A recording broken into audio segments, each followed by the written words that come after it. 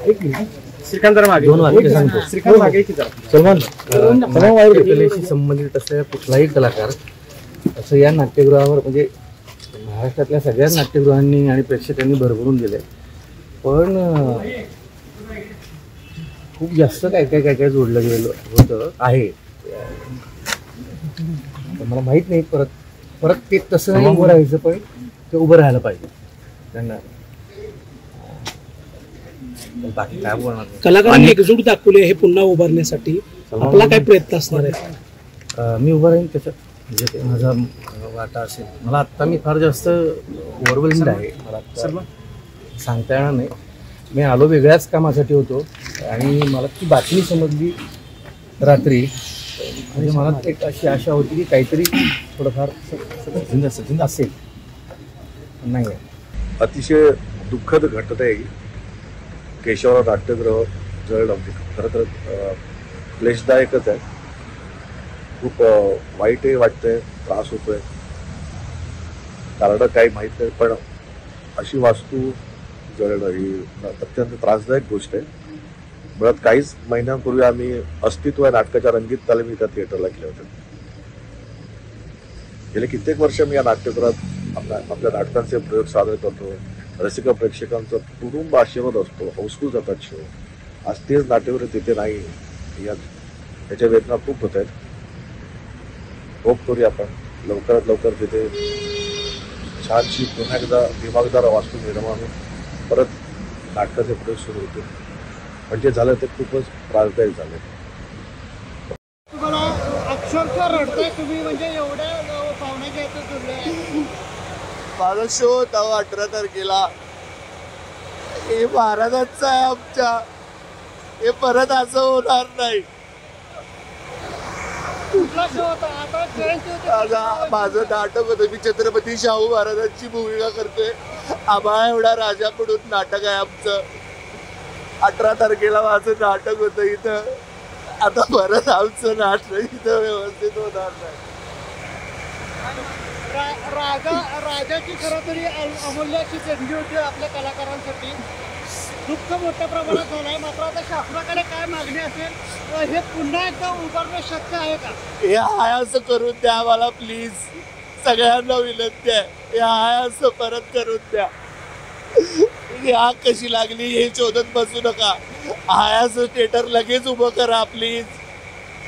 माझा 18 तारखेला शो होता हो. मी याच्यावर जास्त बोलू शकणार नाही आता, प्लीज सॉरी. मी पण एक कलाकारच आहे. माझ्या ऑडिशन्स म्हणा किंवा जे काय असतील ते मी इकडूनच सुरुवात केला माझी. आणि मला सकाळी बातमी कळायला माझं पण मन एकदम काय करू काय नको असं झालेलं. मी सकाळी येऊन बघितलं, मला अक्षरशः रडायला येत होतं. खरंच अंगावर शहारे आलेली की बाबा काय करायचं आता. मग म्हटलं की रात्रीपासून सगळेजण इथं आहेत, हे सगळेजण लोक इथं जे काय करता येईल प्रयत्न ते करायला लागलेत. मग त्यांच्यासाठी चहा आणि थोडेफार केक वगैरे घेऊन येऊया म्हणून ह्यासाठी मग मी आज चहा वगैरे घेऊन आलो इथं. कोल्हापूरकरांना काय आवाहन कराल, कारण एकजुटीनं उभा करण्याचा संकल्प? होय विषय असा पण आहे की बाबा हे आपण नवीन उभं करू शकतोय, पण जे जुन्यामध्ये ज्यांच्या सगळ्यांच्या आठवणी होत्या त्या जाऊ शकत नाहीत. कारण इथं भरपूर आठवणी आहेत प्रत्येक कलाकाराच्या. प्रत्येक कलाकार इथून उभा झाला आहे, त्यामुळं नवीन जरी केलं तरी ती फिलिंग्स नाही राहणार ह्या नाट्यगृहात. पण नवीन उभं करण्याचा खरंच सगळ्यांनी आपण कोल्हापूरकरांनी ठाम एक हे करायला पाहिजे की बाबा हां आपलं नाट्यगृह आपण नव्यानं उभं करू शकतोय. त्यामुळे सगळे एकत्र यायला पाहिजे. हे आमच्या डोळ्यांनी बघावं. म्हणजे आज आमचं आभाळ ठेंगणं झालं, आमच्यावर आभाळ कोसळले. राजांनी बांधून दिलेला राजाश्रय आज आमचा ढासळला. या कलाकारांनी मिळेल की नाही मिळेल ही अपेक्षा आहे. कलाकार परत रस्त्यावर आला एवढंच माझं म्हणणं आहे.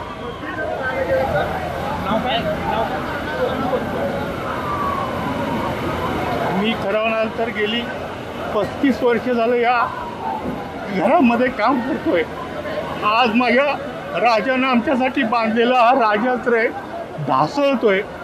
काय चूक काय ह्याच्या पलीकडचं हे आमचं संसार आणि आमच्या कलाकारांची घरं उद्ध्वस्त झालेले आहेत. या सगळ्या गोष्टीला आम्ही कलाकारांनी कसं तोंड द्यायचं हा आम्हाला आता प्रश्न पडलाय. माझ्या राजानं बांधलेलं पॅलेस थिएटर आहे 100 वर्षापूर्वीचं, त्याची ही अवस्था झाली.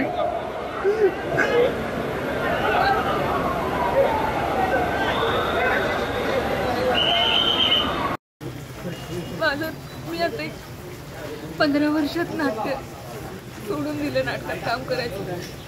तरी पण घरात नाही करमलं, कुठं जाऊसं वाटलं तर मी एक चक्कर का होईना इथं मारून जायची, स्टेजला माथा टेकून जायची. माझं म्हणजे आधार होता.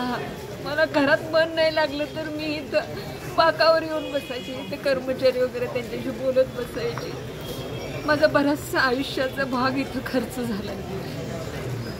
नाटकाच्या तालमी असो, नाटकाचे प्रयोग असो, या केशवराव भोसले नाट्यगृहाशी माझे अगदी आत्मिक संबंध होते.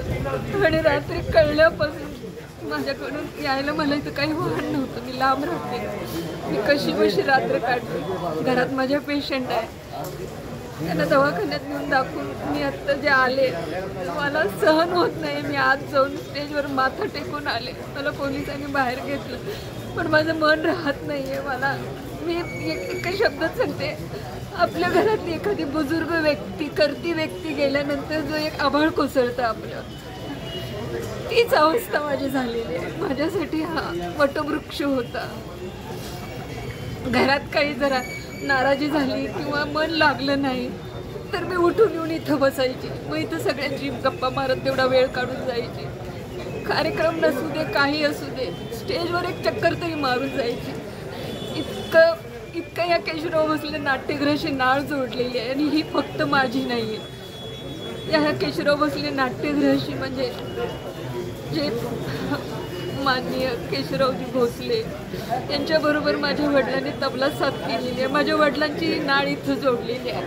हे सगळं आठवून मला भयानक वाटायला लागले. मला आज असं वाटायला लागलं की माझ्या वडिलांचं छत्र 30 वर्षापूर्वी हरवलं होतं, ते आज हरवलं.